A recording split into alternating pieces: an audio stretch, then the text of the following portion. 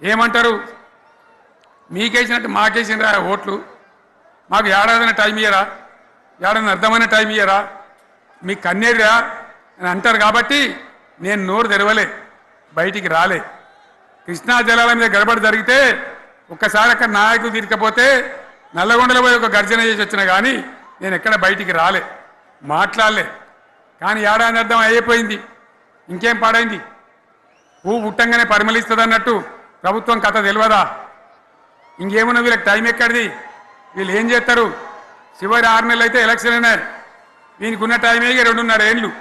ఈ 2.5 ఏళ్ళలో వీళ్ళు చేస్తారు, మనం బతికి ముందర పడతామా? అందుకోసం ప్రజానీకం, మేధావులు, తెలంగాణ ప్రజలు దయచేసి అందరూ ఆలోచన చేయాలి. ప్రతి వాళ్ళు కూడా ఆలోచన చేసి దీనికి పరిష్కారం ఏందో కనుక్కోవాలి. మేధావితో పనిచేయాలి, ఆవేశంతో కాదు. ఆవేశంతో మనం నినాదాలు ఇస్తే కాదు, ముళ్ళును ముళ్ళుతోనే తీయాల. యాడ ఓడగొట్టుకున్నామో గాన్నే వెతకాలి, ఎక్కడ జారిపోయిందో ఆన్నే మళ్ళీ దొరకబట్టాలి. ఆ నైపుణ్యం, ఆ స్థాయి ఇవాళ రావాలి. మళ్ళీ ఇప్పుడు ఏం చేస్తారు? మాట్లాడితే బీఆర్ఎస్ మీద బదనం, ఇక వశమైతే లేదురా అని భూములు అమ్మకానికి పెడతామంటు. అమ్మచ్చు, అత్యవసరమైతే కొన్ని అమ్మచ్చు. ప్రజలకు అవసరం లేని ఉంటే, విలువ వచ్చేది ఉంటే, ప్రజల పనుల కోసం కొన్ని అమ్మచ్చు. కానీ ఏదమ్మాలి ఏదమ్మద్దని విచక్షణ ఉండాలి కదా. యూనివర్సిటీలు అమ్ముతారా? ఇవాళ హైదరాబాద్ యూనివర్సిటీ అమ్ముతున్నారు, రేపు ఉస్మాన్ యూనివర్సిటీ అమ్ముతారు విలువైన భూములనే అని. ఇట్లా కథం పట్టుకుంటూ పోతే ఏమైనా మిగులుతుందా?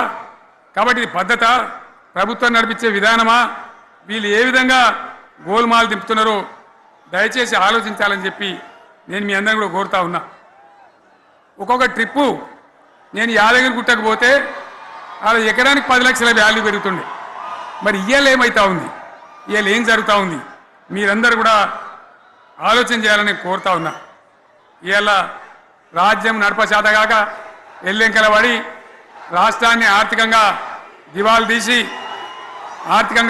తీసి పిచ్చి పనులన్నీ చేసి ఇవాళ అడ్డం పొడుగు మాట్లాడుతూ ఉన్నారు. అన్ని రంగాలలో ఫెయిల్ అయిపోయింది. ఏ ఒక్క ఈ హుస్నాబాద్లో ఇప్పుడు నేను రాగా చూసుకుంటూ వచ్చిన, ఆనాడు కష్టపడి ఈ హరీష్ రావు ఇరిగేషన్ మంత్రిగా ఉన్నప్పుడు ఇలా గౌరెల్లి ప్రాజెక్టు కట్టినాం. 90% పూర్తయింది.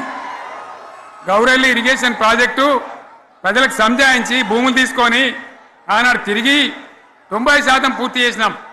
ఏడాది అర్థమైతే తట్టడి మన్ను తీస్తాను రా. పాలమూరు పథకం 80% కంప్లీట్ అయింది. ఎందుకు దాన్ని పెండింగ్లో పెడుతున్నారు? ఎందుకు దాన్ని పూర్తి చేస్తలేరు? ఈ విధంగా చిన్న మాట, చాలా చిన్న మాట. కేసీఆర్ కిట్టు పెట్టినాం, లక్షాధికారుల కోసం పెట్టినాం, కోటీశ్వర్ల కోసం పెట్టినాం. ఎవరి కోసం పెట్టినాం కేసీఆర్ కిట్టు? పేద ప్రజల కోసం, గ్రామీణ ప్రాంతాల్లో ఉండేటువంటి పేద ప్రజల కోసం పెట్టినాం. ఆడపిల్లగానే 13,000 ఇచ్చినాం, మగపిల్లగానికైతే 12,000 రూపాయలు ఇచ్చినాం. ఆ వాహనాలు పెట్టి, అమ్మఒడి వాహనాలు పెట్టి వాళ్ళని తీసుకెళ్ళి ప్రసవాలు చేయించి వాళ్ళకి మందులు ఇచ్చి ఫ్రీగా ఉచితంగా చేసి బ్రహ్మాండంగా ప్రసవం చేయించి మళ్ళీ ఇంటికాడ దించినాం. గది బంద్ చేస్తారా ఎవరన్నా? ఎందుకు బంద్ చేయాలి? ముఖ్యమంత్రులుగా పనిచేసే వాళ్ళకు గాంభీర్యం ఉండాలి, ధైర్యం ఉండాలి. రాజశేఖర్ రెడ్డి అనే ముఖ్యమంత్రి ఉండే, నేను చెప్తా ఉన్నా మీ ముందు ఇయ్యాల. ఆయన ఆరోగ్యశ్రీ అని ఒక పథకం తెచ్చిండు. నేను ముఖ్యమంత్రి అయిన తర్వాత అడిగిన, హెల్త్ డిపార్ట్మెంట్ని పిలిచి అడిగిన, ఇదేం పథకమయ్యా బాగుందా అంటే, సార్ మంచిగుంది, ప్రజలకు లాభం అవుతుందని చెప్పింది. నేను చెప్పిన ఆ పథకాన్ని అట్లే పెట్టండి, ఆ పథకాన్ని మార్చకండి, ఆ పథకం అట్లే ఉండాలని చెప్పిన. అక్కడ చెప్పడం కాదు, నేను అసెంబ్లీలో చెప్పిన. ఇది మా స్కీమ్ కాదు, కాంగ్రెస్ గవర్నమెంట్ ప్రారంభించింది, దాని పేరు కూడా మేము మారుస్తలేం, కానీ కొనసాగించాలని చెప్పినాం, కొనసాగించినాం. అది మీ అందరికి తెలుసు. ఇలా వీళ్ళు కేసీఆర్ ఆనవాళ్ళు లేకుండా చేస్తాం, కేసీఆర్ ముచ్చట లేకుండా చేస్తారా? ఇవాళ మనం కూడా సభ పెట్టుకుంటే ఎన్ని అడ్డంకులు దానికి. ప్రైవేట్ స్కూళ్ళు బస్సులు ఇస్తే వాళ్ళకు నోటీసులు ఇవ్వడం, అడుగడుగున ఆర్టీఏ అధికారులను పెట్టి పోలీసులను పెట్టి ట్రాఫిక్ జామ్ చేయడం. ఇప్పుడు కూడా సభకు రావాల్సిన వాళ్ళు 1,50,000 మంది బయటనే ఆగిపోయింది. ఇటు హనుమకొండ దిక్కు, అటు హుజరాబాద్ దిక్కు, ఇటు సిద్దిపేట దిక్కు 3 రోడ్ల మీద కూడా జాములున్నాయి. నేను అడిగిన నాయకులు ఏందే అంటే ఇబ్బంది అవుతుంది సార్, రానిత్తలేరు, మధ్యలో ఇబ్బందులు కలిగిస్తున్నారు, కొన్ని లారీలు తెచ్చి అడ్డం పెట్టాను పనికిమాలని అని చెప్పి జామ్ అయిపోయి అక్కడనే ఆగిపోయింది. నేను అన్న ఇంకో అర్ధగంట ఆగి మాట్లాడదామంటే మా వాళ్ళంతా ఉండి లేదు మనోళ్ళు దూరం పోవాలి, ఇక రానోళ్ళు ఎట్లా అందరూ మనం మాట్లాడి సభ ముగించాలని చెప్తే నేను వేదిక మీదకి వచ్చిన. ఇన్ని అడ్డంకులు ఇంత కడుపు ఆపుతారా? బీఆర్ఎస్ సభలను ఆపుతారా?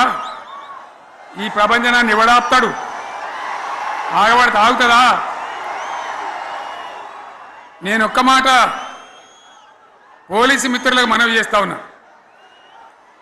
ప్రజాస్వామ్యంలో ప్రజలకు అడిగే హక్కు ఉంటుంది, తప్పకుండా అడుగుతారు ప్రజలు.